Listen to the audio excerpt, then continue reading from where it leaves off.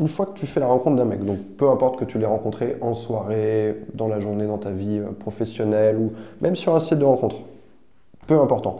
Première chose, c'est que tu vas garder la main sur le timing. Ok. Pour l'instant, tu avais un timing qui était très restreint. C'est-à-dire que si tu veux, la personne qui est en face de toi, le mec qui est en face de toi ne se dit pas cette fille m'a choisi, cette fille m'a élu. Ouais. Ça change tout pour un mec parce qu'en fait, savoir qu'il a été élu, qu'il en a, alors j'aime pas trop cette expression, mais qu'il en a chié un minimum pour accéder au fait d'être en couple avec toi, bah, finalement ça va changer son comportement après. C'est comme si moi j'arrivais et que je te disais, bah, tiens, je te donne un job, t'as même pas passé d'entretien d'embauche, t'as même pas fait de période d'essai, et je te donne un salaire à 50 KE, et t'as juste à signer en bas de la feuille. Il y a peu de chances que tu sois très productive au travail si tu fais ça.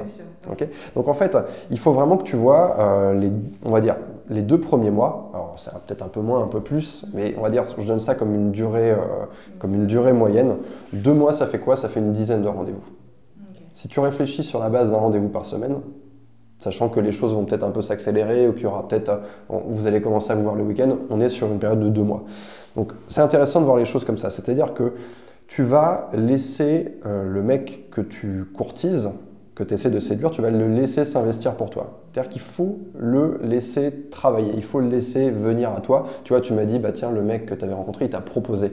Tu vois, ça c'est un mec qui s'investit.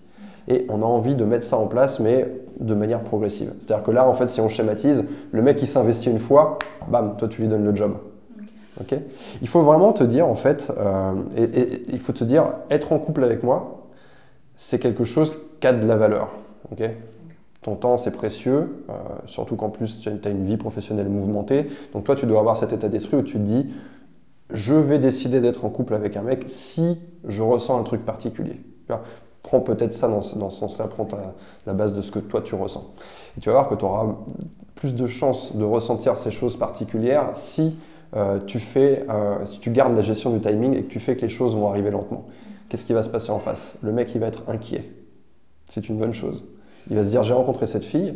Alors, je pars du principe que tu lui plais physiquement.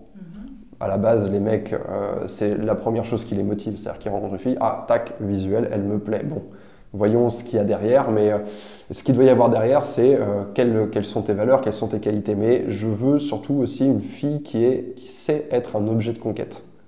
Parce que les hommes adorent conquérir. Okay, on fonctionne qu'à ça. Moi, quand je prends des hommes qui sont en coaching, qui sont en couple et qui sont avec leurs copines et qui me font « ouais, c'est la routine, machin », ils ont toujours en eux ce besoin-là de conquérir. Ça tape derrière et tu vois, c'est une fille qui n'a pas su rester un objet de conquête pour eux. D'accord. Donc toi, tu dois travailler ça dès le début. Première chose pour être un objet de conquête, je vais avoir la gestion du timing. Et je vais laisser le mec proposer. Alors, le café, on va dire, il propose, tu dis oui, on se voit. Ensuite, laisse-le proposer de boire un verre. Il va probablement t'embrasser à la fin du verre. On va dire que c'est en toute logique, ça va se passer comme ça. Laisse-le continuer à le laisser proposer. Alors toi, tu peux peut-être proposer le rendez-vous d'après. Ouais. Quand tu proposes un rendez-vous comme ça, essaye de sortir des sentiers battus. C'est-à-dire que pour montrer au mec qu'avec toi, c'est spécial, il faut qu'il se passe des choses spéciales. Si tu lui dis café dans un petit café random, que lui il t'invite boire un mojito au bar du coin et que toi tu lui dis bah, viens dîner chez moi et puis que tu lui fais je sais pas, des raviolis, on n'est pas sur quelque chose de spécial, d'accord? Donc toi, il ne faut pas que tu hésites, si tu pars par là, à lui sortir quelque chose qui te ressemble.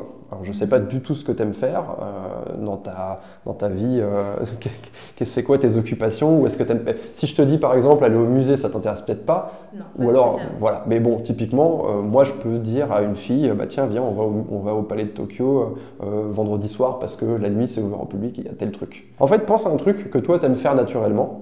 Et tu prends le mec et tu l'attires dans ton univers. Tu n'as pas encore couché avec lui à ce moment-là. Okay. Lui, là, il commence à être inquiet parce que les hommes, ils sont quand même dirigés avant. Le truc qui leur fait peur quand ils ont rencontré une fille, c'est et si elle disparaît avant que je couche avec elle?